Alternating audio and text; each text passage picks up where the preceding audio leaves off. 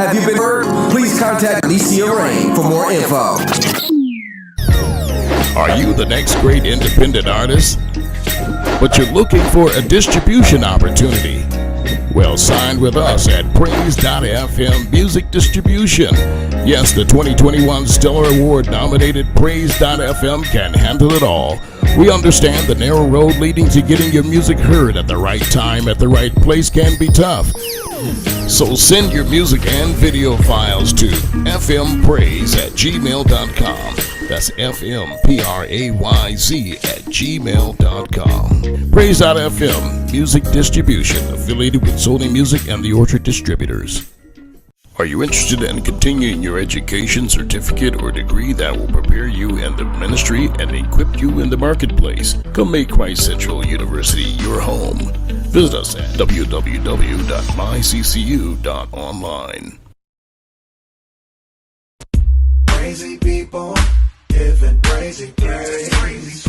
Crazy people lifting up his name. He's worthy, so worthy.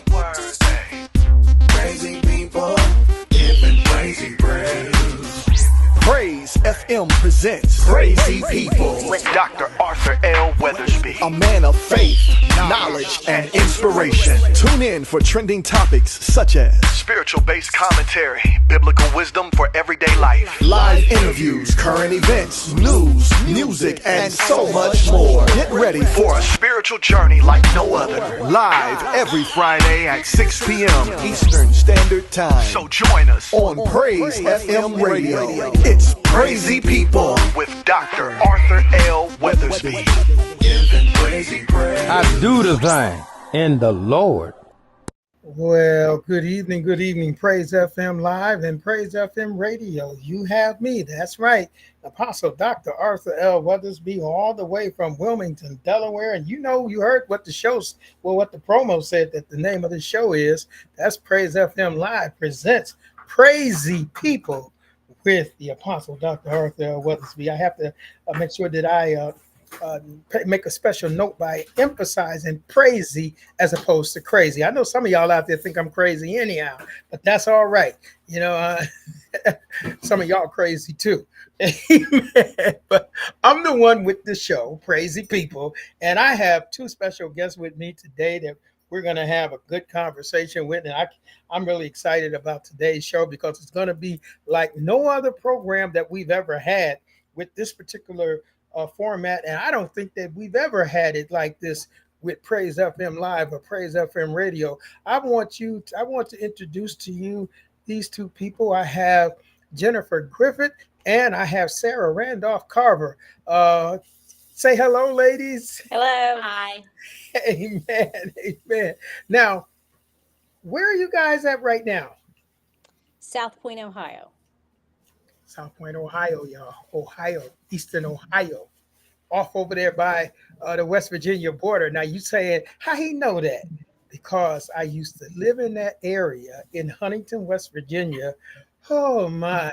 For 4.5 years. Matter of fact, I know these two ladies from that time period when I was living in Huntington, West Virginia, because we all worked for the Social Security Administration, and specifically the Office of Disability Adjudication and Review, formerly known as the Office of Hearings and Appeals.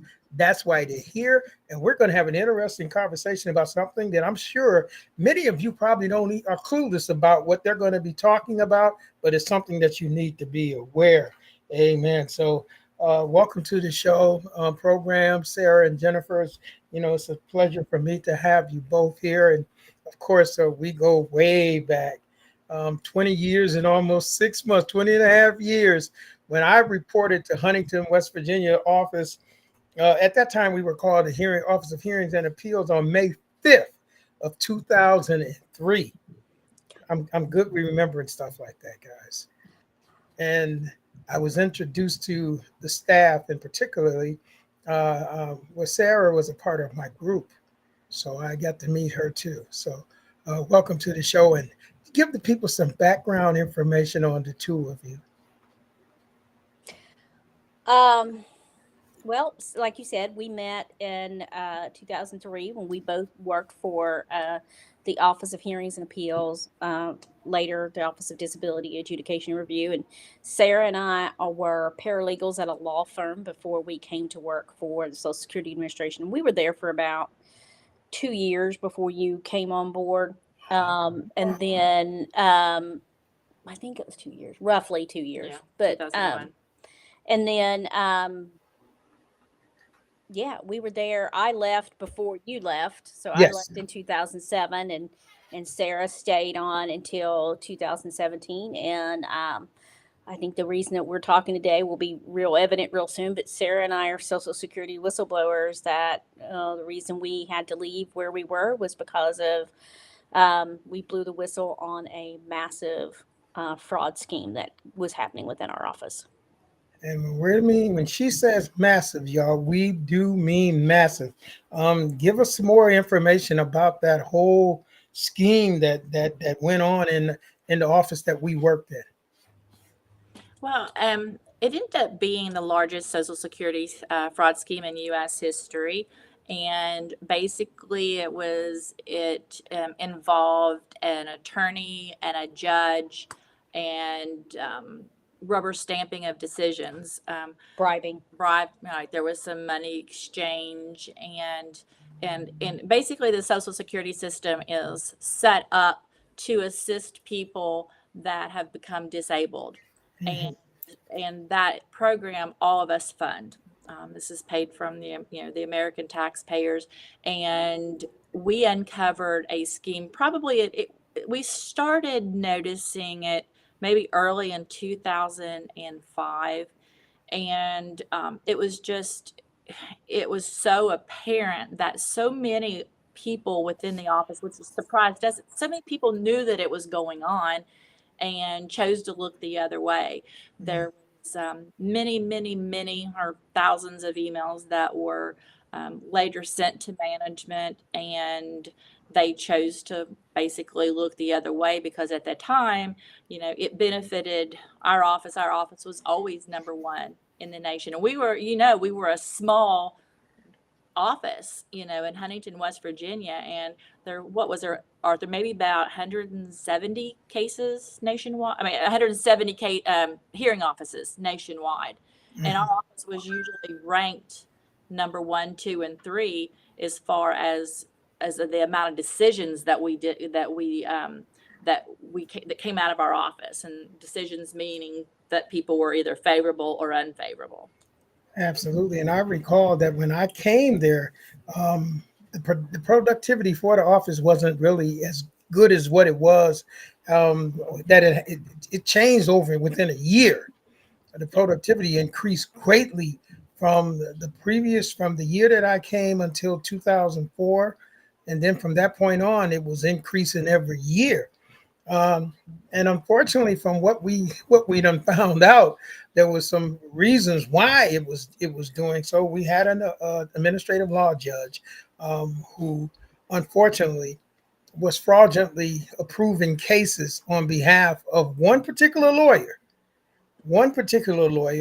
and it really just gave a false appearance of the productivity for our office, because he was doing this apparently based upon none of the rules and regulations that the agency has for approval of cases.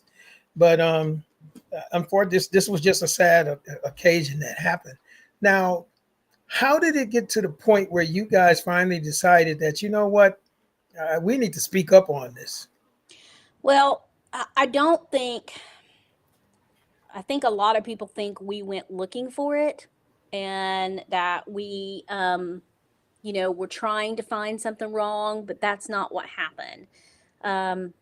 The easiest way to explain it without getting into cumbersome terms is that I was getting in trouble for not docketing cases properly, for not taking possession of cases to receipt them into our office. I was getting in trouble for not doing that properly. And I could not figure out how. And it took some time to determine how that was happening. And you weren't my supervisor. I had another supervisor. That's right.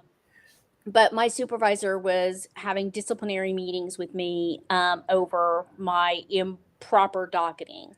And I knew that I had ran my list and that I didn't see those cases anywhere. So I couldn't figure out how they went from me straight somewhere else. And then we, after some time, determined that they were all going to this judge. Every single one of them were going to this judge. They were falling off of her list because he was taking them and then putting them basically into a favorable decision category, and then it would just fall off her list like she never did the work that she needed to do it before. It would skip 5 or 10 steps, and then so you know how it goes. The case comes in, I docket it, and it goes and it sits in the drawer. But this was right about the time we were switching from paper to electronic. So some of them were paper and some of them were electronic. And this judge was coincidentally one of the first judges that was trained on the electronic file. So he learned how to maneuver those steps. Well, so he thought he did. So he just went in and took the cases.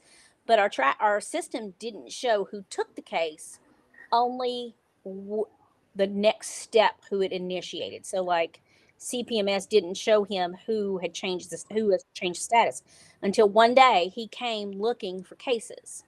And he says, I can't find these. Do you know where they are? You're part of the alphabet breakdown. And I said, well, they're electronic. So there is no paper file. And that's when we started to really look at him as being the reason for my disciplinary actions. And that's how we got into that. Speaking out about it was because I was her union rep, and whenever we were trying to defend her, we had to do our own investigation as to where these files went. And like I said, it was very apparent. You could get on there and you could pull certain reports and it would have everything. I mean, at the time we have access. The administration has since taken that access away from employees. But we could go in there and we could see how many. He was doing the work of 3 judges, but he wasn't even there half the time. Yeah. And I mean, or he would sign 7 and he would leave. And they were allowing this because he was their producer. And in return for the office, it made the office stats really look good. We got commissioner citation awards. The managers got monetary awards. And some of them. I think we were left. I think some of them. I think this was a good time to be left out, Arthur. Yeah. But we were getting in their way. We were. So they became. We became the troublemakers. We became the dark side. we became the people that you might have even called us the dark side a time or two. Oh my. That's kind of funny.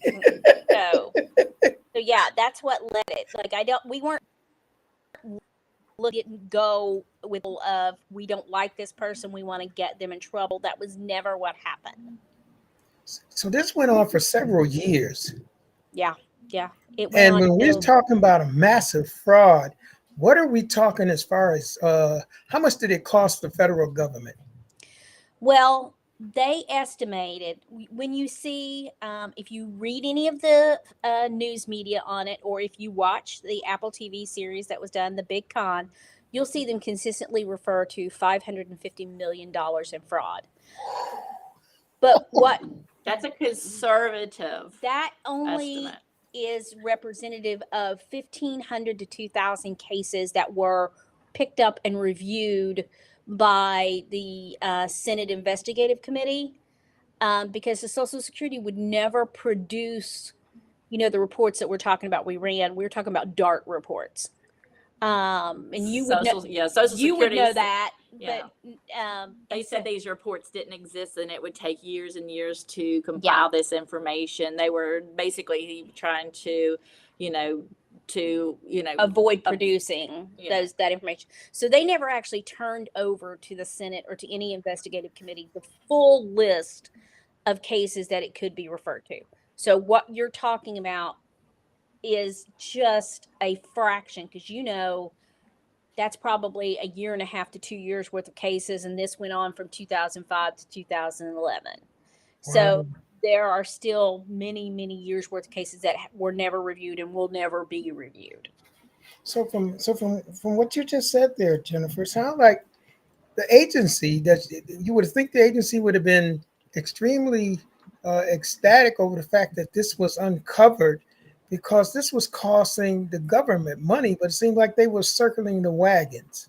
Oh, absolutely. You'll never see a piece of information issued from the government, press release or anything else regarding it. Like if you look at the OIG press releases regarding this, you're never going to see our names, and you're never going to see that whistleblowers are mentioned as uncovering this scheme, because they did not want to deal with this. When they knew about it for sure in 2005 and 2006, and it was not until 2011 when a Wall Street Journal reporter started contacting them regarding an investigation he was doing that they even did anything. Before that, they made no action whatsoever. They just ignored it. But at that point, when it was getting ready to hit the fan, that's when people started getting put on administrative leave, and they started circling the wagons.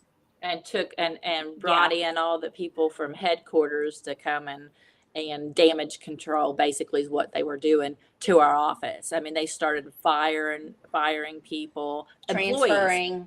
Employees, not managers, as if it was, bad employees.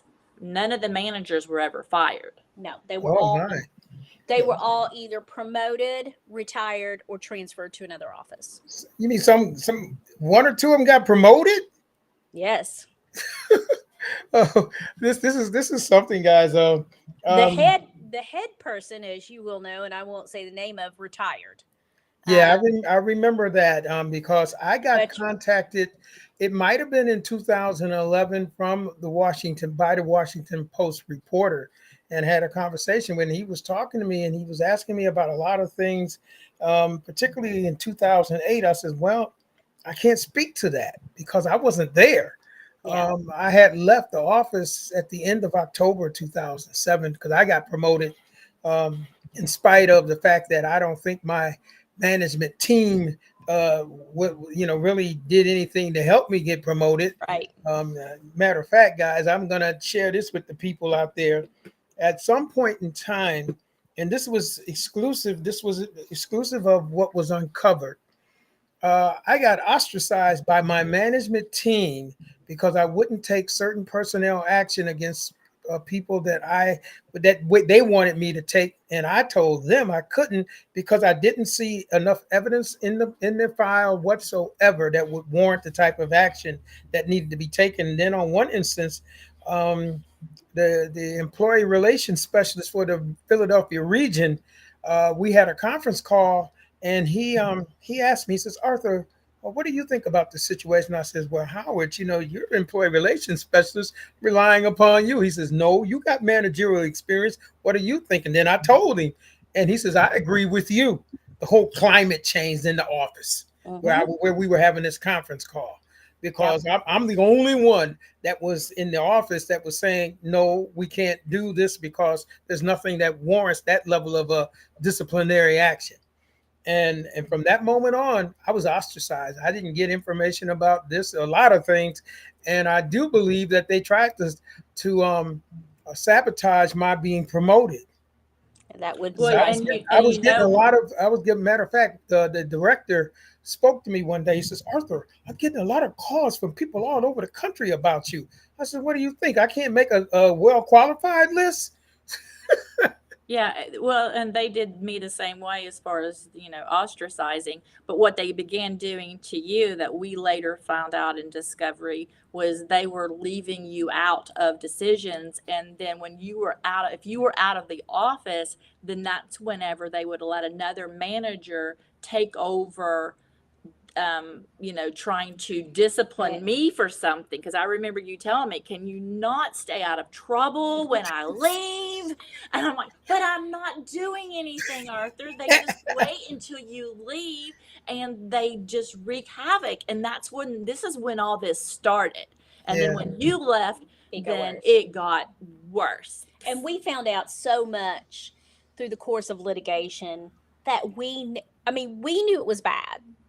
We knew internally that they were out for us. We knew a lot. But nothing could have prepared us for what we found out through the course of discovery years after that. Like, for example, the director of our office had files labeled on each one of us. Everybody in the office had one. You had one. Everybody had one. And there are how to deal with Sarah Carver emails. Headquarter calls.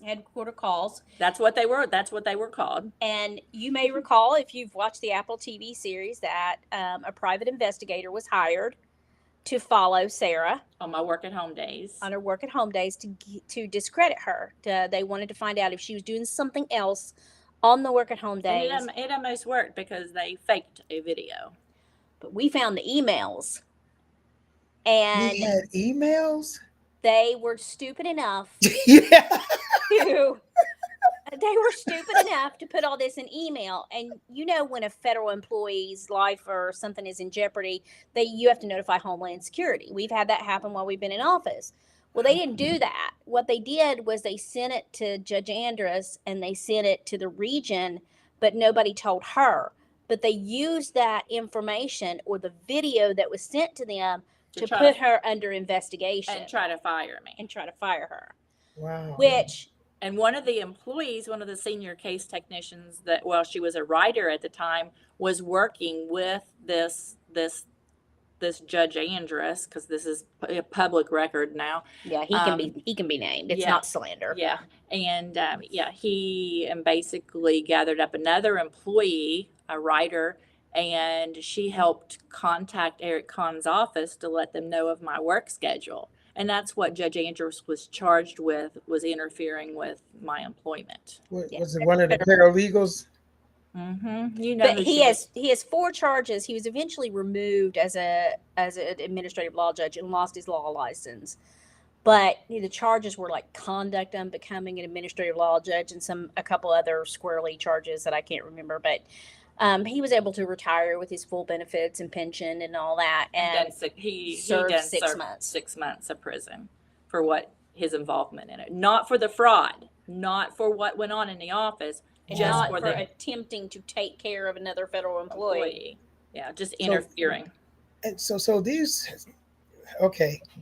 So let me just see if this is all part of public record, I presume. Yes, so absolutely. The chief administrative law judge, hearing office director, and one of the group supervisors, at least, these people were getting paid from money from this Eric Kahn's office.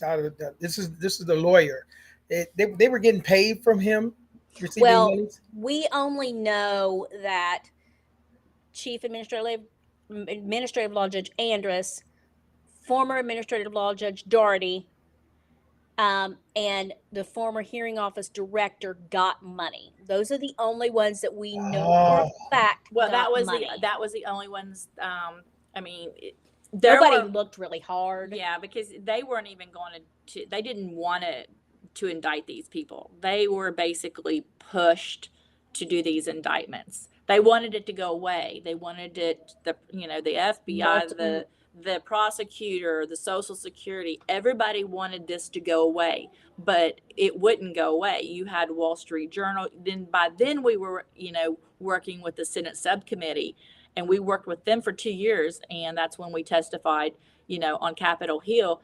And they basically handed the Office of Inspector General over a report. Well, they handed it to the federal prosecutors, and at the same time, the Senate subcommittee is conducting an investigation. The Office of the Inspector General is conducting an investigation. Now, the Office of the Inspector General's results are never going to be made public.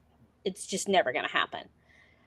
The Senate turned everything over to the federal prosecutors in Kentucky and West Virginia, and neither one of them would prosecute this case. They had eventually to get a special prosecutor to prosecute these people.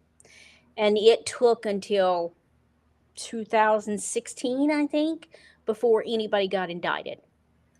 Who got jail time?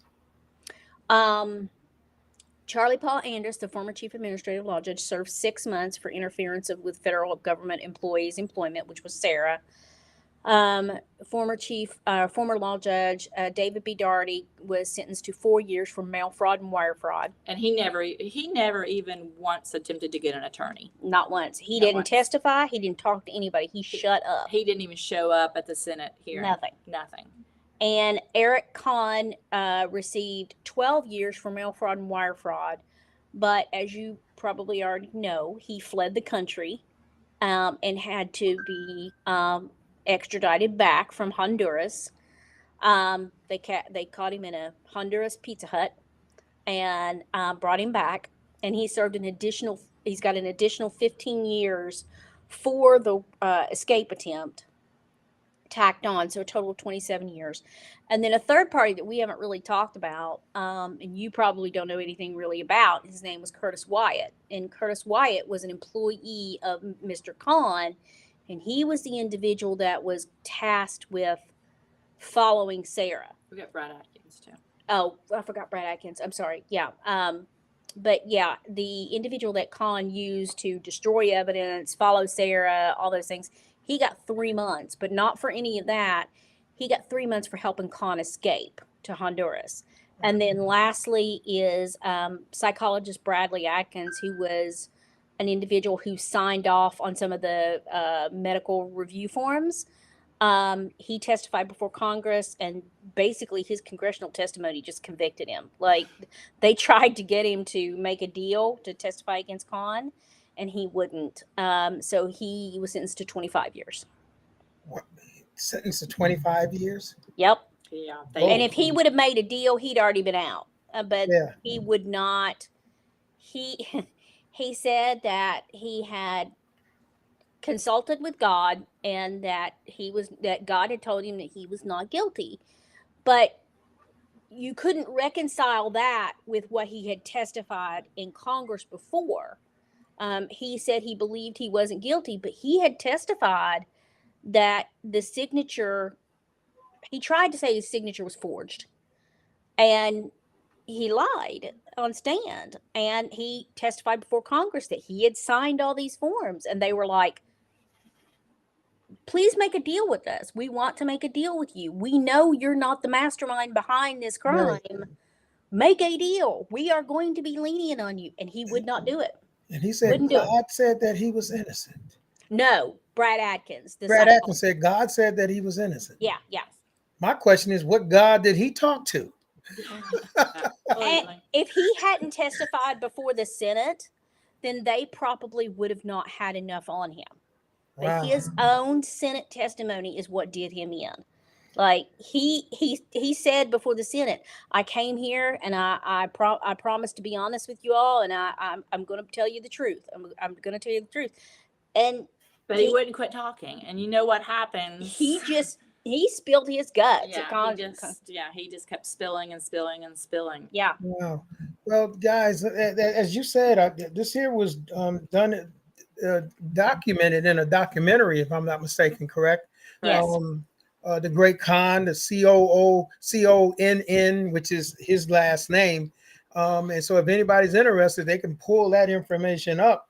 We're going to have Jennifer and Sarah come back next week to talk even further about this, because this is something, I mean, it's bad enough that many people file for Social Security benefits, disability, and the process of disability is kind of elongated. It wears people out because it takes a long time to get the cases approved, and you wonder oftentimes whether or not the agency is what are they looking at when they're looking at the evidence concerning a person's medical condition. And then we come to find out that you got a situation occurring where and Social Security employees for no other reason other than money perpetrated a fraud on the system, that was huge. I mean, this is massive. And Yeah, it's probably billions. oh my. Well, I tell you what, guys, we're going to be back next week, so we're going to shut down and I tell you, this is incredible, and we'll talk more again next week. So Praise FM Live and Praise FM Radio. You've been tuned in to PRAYzy People with Apostle Dr. Arthur L. Weathersby, and y'all stay safe and enjoy the rest of your day. And as you go forth throughout the rest of your day, just know that God Himself is on your side, and that whatever it is that you need to do, He's already done it on your behalf. Matter of fact, He's laid a map out for you. All you have to do is just follow the instructions and just rise to the occasion. As you rise to the occasion, go about the day with the confidence that you need to have, that everything is going to work out in your favor. All you have to do is just do the thing in the Lord. Love you all. Take care. Bye-bye. We'll be back next week. You guys got to come back. It's going to be great. Oh, my. All right, Arthur, let's get us out of here. Crazy people, giving crazy praise. Crazy people, lifting up His name. He's worthy, so worthy. Crazy people, giving crazy praise. Praise FM presents Crazy People With Dr. Arthur L. Weathersby. a man of faith, knowledge, and inspiration. Tune in for trending topics such as Spiritual-based commentary, biblical wisdom for everyday life. live interviews, current events, news, music, and so much more. Get ready For a spiritual journey like no other. live every Friday at 6 p.m. Eastern Standard Time So join us on Praise FM Radio. It's Crazy People with Dr. Arthur L. Weathersby. giving crazy praise. I do the thing in the Lord.